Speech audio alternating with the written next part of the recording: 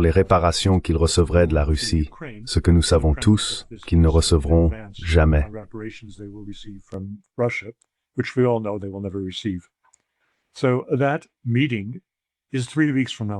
Cette réunion aura donc lieu dans 3 semaines.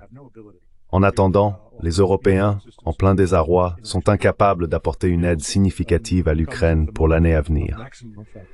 Cela coïncide également avec le moment où les révélations dévastatrices de corruption au sein de l'entourage immédiat du président Zelensky, et probablement, à mesure que l'enquête progresse, de Zelensky lui-même, ont le plus d'impact. La conséquence en a été une chute très importante du niveau de soutien populaire à Zelensky en Ukraine. Par conséquent, son maintien au pouvoir est désormais très incertain.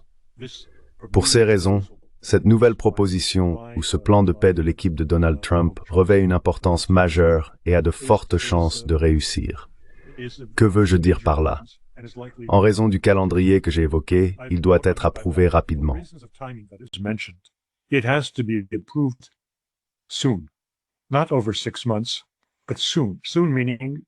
Pas dans 6 mois, mais bientôt, c'est-à-dire à la date donnée par M. Trump, d'ici Thanksgiving, le 24 de ce mois.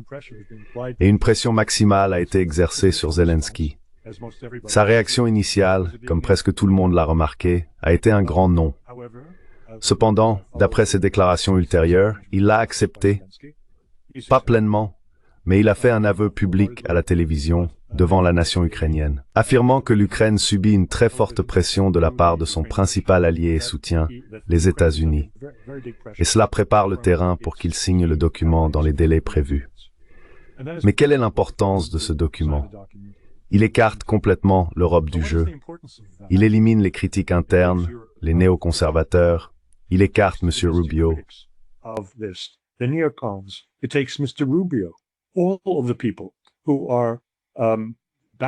Toutes les personnes qui ont trahi Donald Trump sont désormais écartées.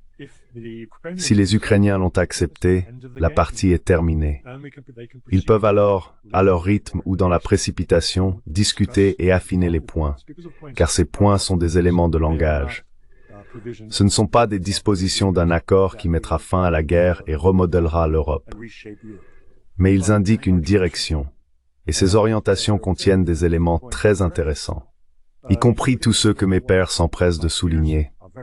La nature de M. Trump en tant qu'homme d'affaires, celle de M. Witkoff en tant que nouveau venu dans le domaine des relations internationales, l'incompétence de l'administration Trump, tout ce que mes pairs répètent, et répètent très bruyamment.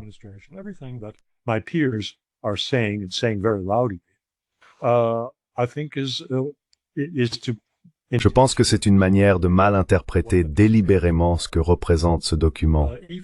Même la caractéristique la plus singulière, le fait que les États-Unis aient pris le rôle principal dans la réinjection de fonds provenant de différentes sources, y compris une centaine de milliards de dollars ou d'euros issus d'avoirs gelés, bien qu'il ne soit pas précisé où, vraisemblablement des avoirs gelés en Ukraine, pour financer la reconstruction de l'Ukraine, montre que les États-Unis joueront un rôle déterminant dans la supervision et probablement dans l'allocation de ces fonds. Qu'est-ce que cela implique? Cela fait entrer en jeu les grandes entreprises américaines.